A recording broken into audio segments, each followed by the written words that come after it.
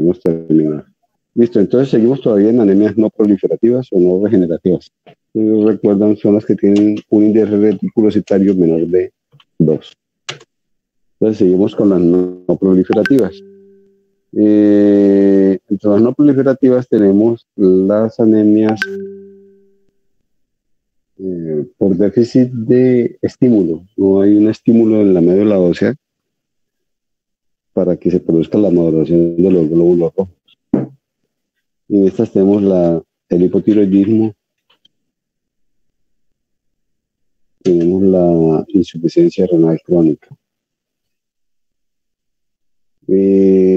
Cuadro clínico de un hipotiroidismo, ¿cuál es? ¿Cuál es el cuadro clínico de un hipotiroidismo?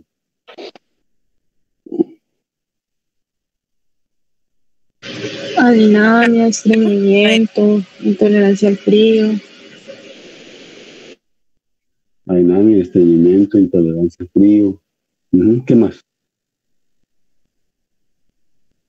Bradicardia. El aumento. Bradicardia.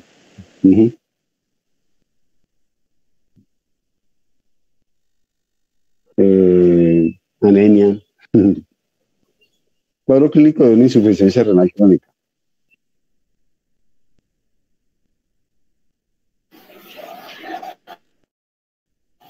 Oliguria, edema vertebral. Anuria, oliguria, edema. Pues ozoados aumentados. Prurito. Prurito, cabello. ¿Esto es una manifestación de qué? De los azoados muy aumentados en sangre. Del boom, sobre todo de la urea. ¿Listo? Metabolismo de la urea. Sí, el prurito hace parte de eso y hace parte de la uremia, ¿no? Es una manifestación de uremia. Bueno, listo. Oliguria, nicturia, los pacientes orinan muchas veces por la noche, edemas. Bueno, hay muchas manifestaciones que nos pueden orientar a uno u otro diagnóstico.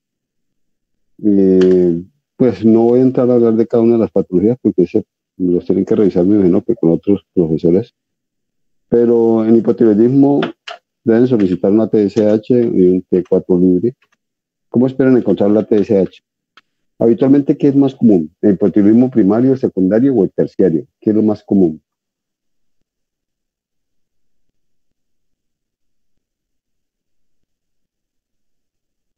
¿Cuál es el hipotiroidismo más común? ¿El subclínico? No. ¿Cuál es el más común? El primario, ¿no? El primario. O sea, hipotiroidismo primario significa que el compromiso ¿en dónde está? Disminución de la T3 y T4, de la tiroides. ¿El compromiso está en dónde? T4. En la tiroides, como en tal. La tiroides. El compromiso está en la tiroides. En hipotiroidismo, el compromiso está en la tiroides. Hipotiroidismo primario. En hipotiroidismo primario, ¿cómo está la TSH? Aumentada. ¿Y la T4? Bajas. Bajas. Baja. TSH alta con T4 libre baja. Ese es el hipotiroidismo primario. La principal causa de hipotiroidismo primario se llama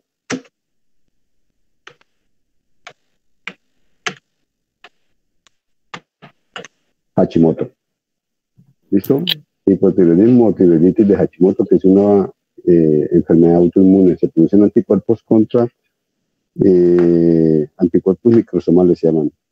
Contra la tiroides y destruyen la tiroides. Entonces es un proceso autoinmune. Entonces, ¿qué van a pedir? TSH, T4 libre. Para hacer el diagnóstico de hipotiroidismo, van a solicitar unos niveles de ferritina. Van a pedir hierro sérico y van a pedir el porcentaje de saturación de transferrina. Con estos tres valores, ustedes determinan si el paciente tiene asociado una ferropenia.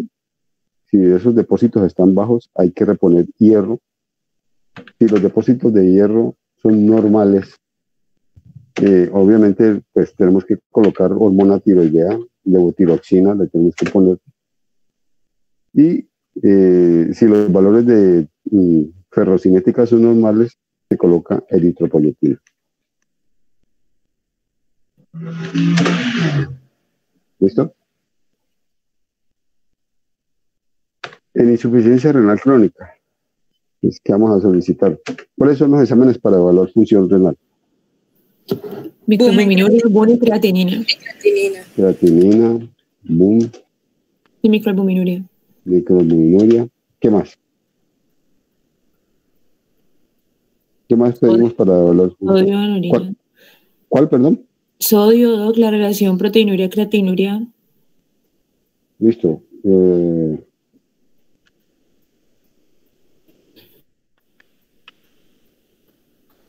Proteinuria, creatinuria. ¿Qué más?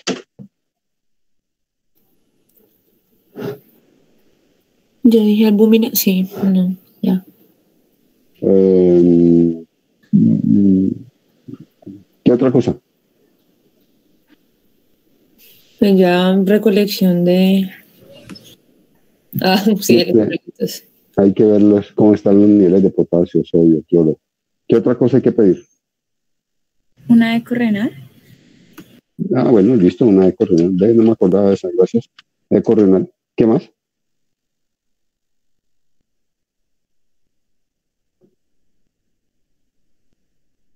Ácido úrico. En determinadas circunstancias, o sea, cuando sospechamos de pronto que es por hiperuricemia, ¿no? Como causa. Don el uroanálisis. Coloquémosle, pues. El parcial de orina no lo pusimos de uroanálisis nunca. Un parcial de orina infeliz, hay que pedirle, obviamente. Sí, no le iría a nadie, sí. Y qué pena no haber pedido un parcial de orina. ¿Y qué otra cosa hay que pedir? Siempre hay que pedir fósforo, hay que pedir calcio, hay que pedir hormona paratiroidea y falta un examen que siempre hay que pedir. ¿De qué estamos hablando? ¿Este tema qué corresponde? ¿De qué tema estamos hablando? ¿De anemias? ¿Qué examen hay que pedir? Hemograma. Exactamente, un cuadro hemático. ¿Listo? Ahí está prácticamente, ahí está todo lo que ustedes necesitan para hacer la valoración de un paciente con falla renal. Entonces, la misma cuestión. En estos pacientes necesitamos saber cómo está la ferritina, la saturación de transferrina, el hierro sérico total. Y dependiendo de la misma cuestión, si los depósitos de hierro están bajos, reposición de hierro. Si los depósitos son normales, eritropoyetina. Creo que ya les había dicho la dosis. Son 100 unidades. Sí, subcutáneas por kilo. Por kilo, subcutánea, 3 veces por semana. ¿Cierto? Entonces, 100 unidades por kilo, 3 veces por semana, subcutánea.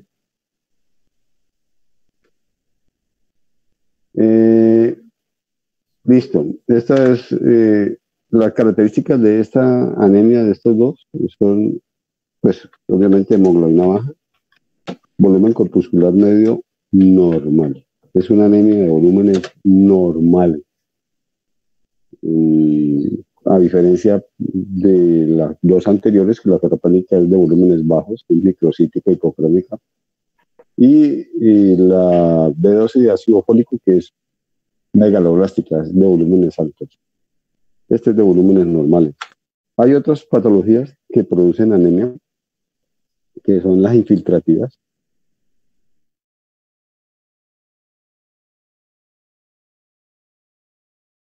Son enfermedades que invaden la producción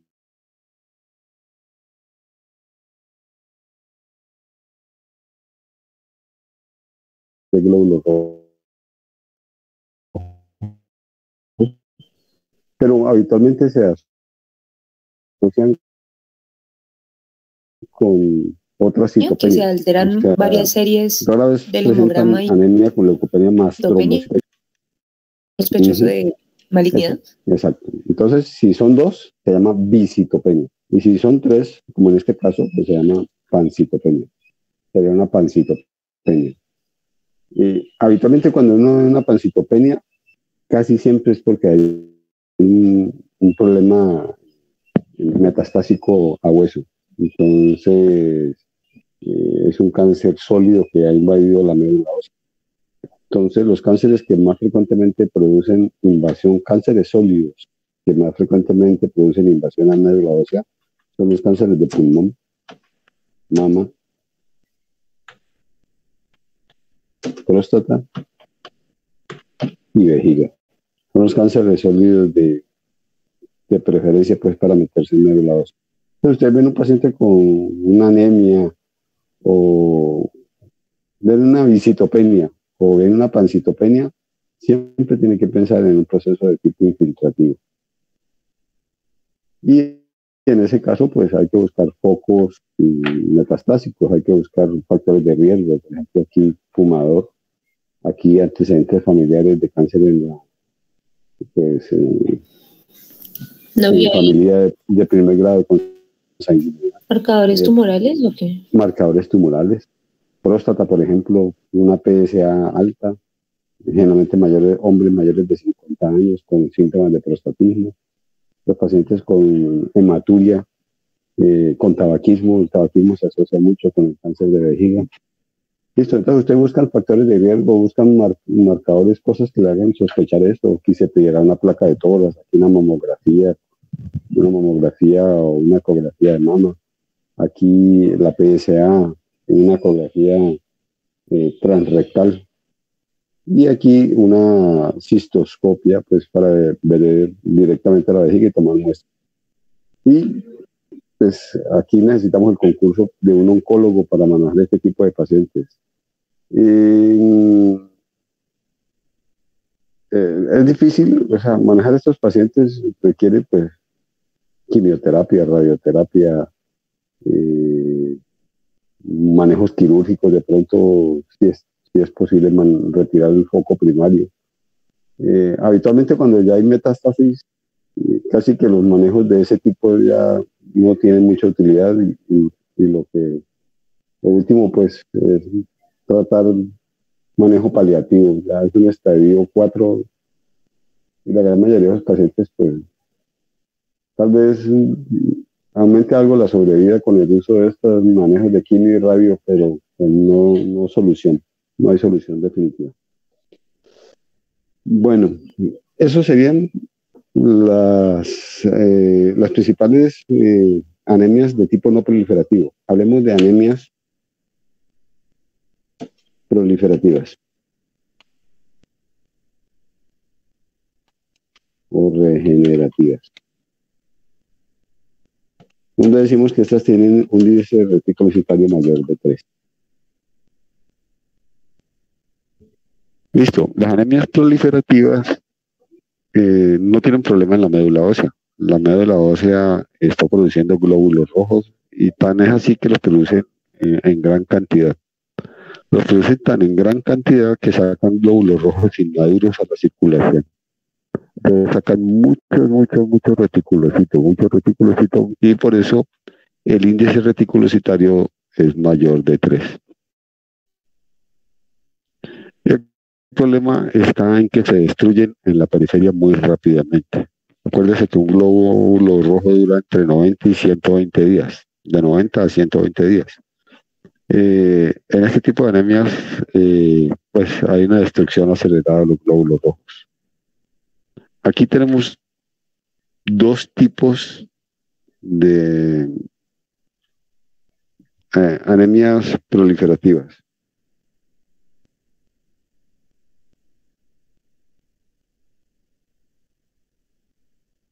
Aquí tenemos dos tipos. Anemias de tipo intrínseco o de tipo extrínseco. De tipo intrínseco o extrínseco.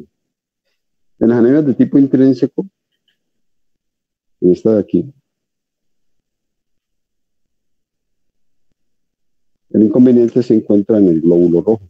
El glóbulo rojo tiene algún daño, alguna alteración en su estructura que hace que se produzca la hemólisis temprana. En la intrínseca tenemos 3 tipos de compromiso: hemoglobinopatías,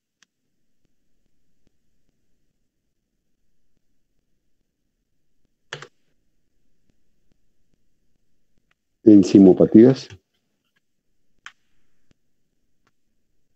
membranopatías.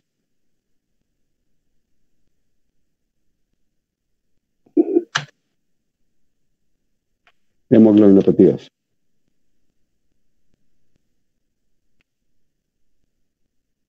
Vamos a empezar con esta. Las hemoglobinopatías, la que nosotros vemos frecuentemente en el hospital, se llama anemia de células falciformes.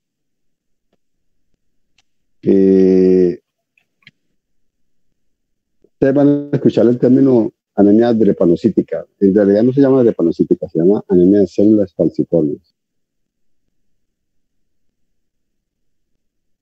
Se llama anemia de células falciformes. Es un trastorno hereditario más común en personas de raza negra. Que tiene una mutación. ¿Cuántas cadenas tiene la hemoglobina? ¿Cómo está compuesta la hemoglobina? 4 cadenas. 4 cadenas. 2 ¿Cómo se alfa y llaman? beta. 2 alfa y 2 beta, ajá. Exactamente. Entonces tiene 2 cadenas alfa y tiene 2 cadenas beta. 2 cadenas alfa, 2 cadenas beta, y tiene un anillo pirrólico en el medio. Y en el anillo pirrólico está el átomo de hierro. Es en la cadena beta, en la posición 6.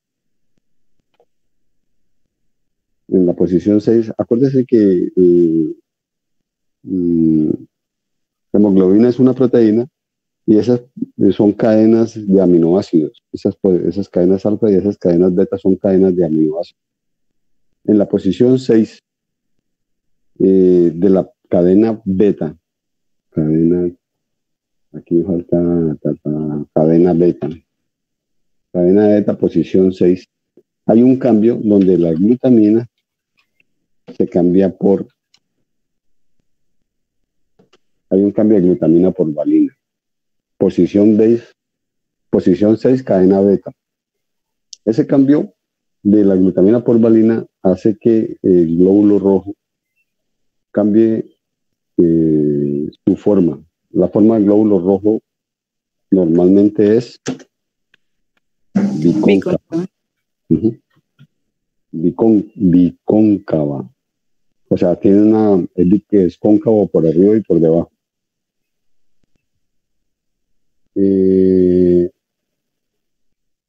Cuando el glóbulo rojo se expone a determinadas situaciones, ante determinado estrés, por ejemplo, el glóbulo rojo se expone a hipoxia.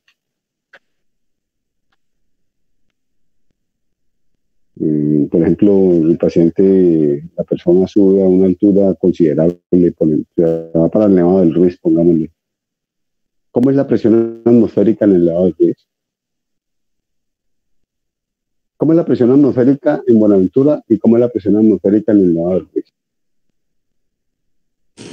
Es más alta en el Nevado del Ruiz.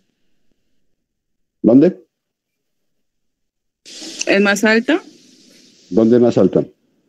A nivel del mar, no. Acá abajo en el suelo es más alta porque estamos cargando todo el peso de la atmósfera y allá arriba estamos más cerca del techo, pues del cielo, entonces es más bajita. Exactamente. Eso es lo mismo que ocurre en el mar. Entre más se profundice uno, más presión tiene. Y entre más esté en la superficie, menos presión tiene. Eso es exactamente lo mismo. En la parte más profunda del océano, que son como 8 kilómetros, creo que es la fosa de las Marianas. Hay más presión. Hay muchísimo más presión. Si uno no tiene algo especial para algún aparato especial, lo aplasta uno. lo que le pasó a los que se metieron en ese aparatejo que lo aplastó la presión. En el Titán. ¿En cuál, cómo se llama? No, en el submarino. En el Los Titán, se submarinos llamaba son- así, Titán. Titán. Sí, se llamaba Titán. Ujú. El barco Sí, Titanic y el submarino Titán. Eso, lo mismo que les pasó. Entre más profundo, o sea, a mayor profundidad, mayor presión. Lo mismo pasa en la Tierra. Entre más profundo, o sea, a nivel del mar, mucho más profundo que el Nevado del Ruiz. El Nevado del Ruiz estaba cerca del techo, como me dijeron ahorita. Entonces, la presión atmosférica es mucho más baja en las alturas que en a nivel del mar. ¿Quién respira con más facilidad? ¿En Buenaventura o en el Nevado del Ruiz? Buenaventura. En Buenaventura. La presión atmosférica ayuda a entrar el aire. Listo. Entonces, una persona con esto en un sitio así donde haya una presión atmosférica baja puede desencadenar por hipoxia, puede desencadenar una crisis falciforme. Deshidratación, infecciones, un infarto, un tromboembolismo pulmonar, bueno, cualquier cantidad de cosas, procesos agudos, un politrauma. Entonces, un proceso agudo puede desencadenar una crisis falciforme. Y esa crisis falciforme hace que el glóbulo rojo pierda su forma bicóncava y el glóbulo rojo adquiere la característica de drepanocito. ¿Sí? Que es como una media luna, como lo tienen como una hoz. Exactamente. Es como una media luna, más o menos.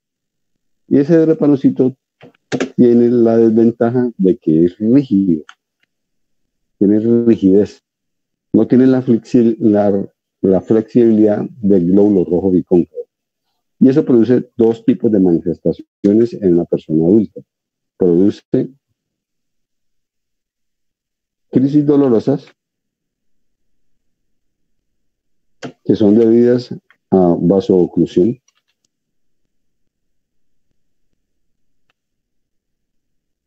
O produce crisis hemolíticas que son debidas pues, a hemólisis que ocurre generalmente a nivel del vaso. Entonces, estos dos tipos de crisis son los que vemos en las personas adultas. Los niños, adicionalmente, tienen otras dos crisis. Una crisis que se llama crisis de secuestro y la otra que se llama crisis aplásica. Esto es de niños. Este tipo de crisis no se ve en los adultos.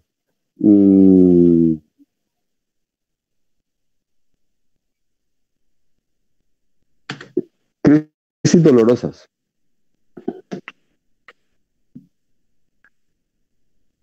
Las crisis dolorosas o crisis vasooclusivas pueden producir oclusión en cualquier parte de la microcirculación, cualquier parte. Entonces pueden producirse en el tórax. Les va a producir un síndrome torácico agudo, un dolor torácico fuerte, potente. Puede producir crisis a nivel del abdomen, o sea, un dolor abdominal, a nivel de articulaciones. No necesariamente en articulaciones, extremidades.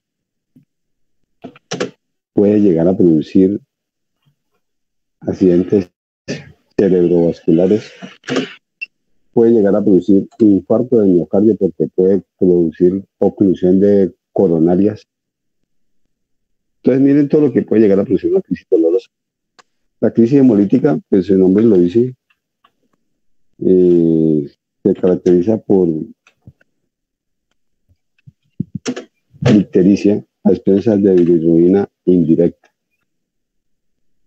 ¿Cierto?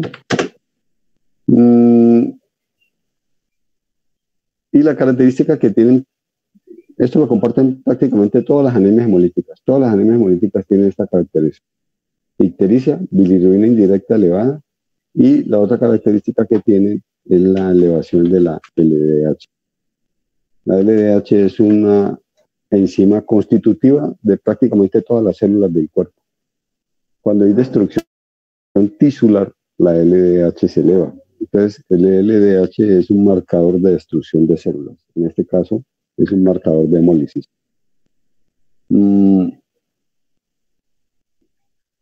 Todas las anemias hemolíticas producen esplenomegalia. Todas no. Vamos a ver algunas excepciones. Pero esto es lo más común, que los pacientes tengan esplenomegalia. La esplenomegalia es común en la niñez, en niños. Y este es el motivo por el que los niños hacen secuestro. A veces ese vaso está tan grande, tan grande, tan grande, que atrapa gran cantidad de células. Entonces atrapa eritrocitos, leucocitos, plaquetas. Hay un atrapamiento de las 3 líneas y el paciente hace una pancitopenia. Pero esto ocurre más que todo en los niños, porque los niños pueden hacer esplenomegalia. Los adultos, con el paso del tiempo, estas mismas crisis de vasooclusión van produciendo vasooclusión en el vaso.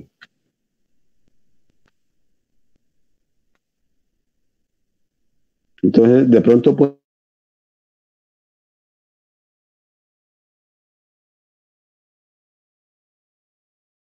mejorar las crisis hemolíticas, las crisis dolorosas.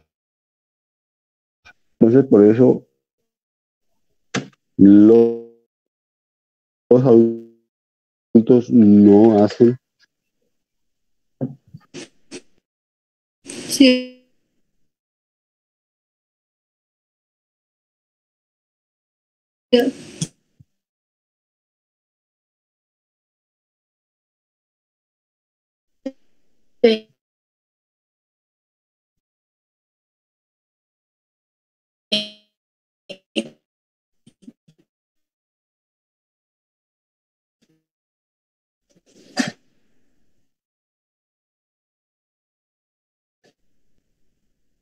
listo.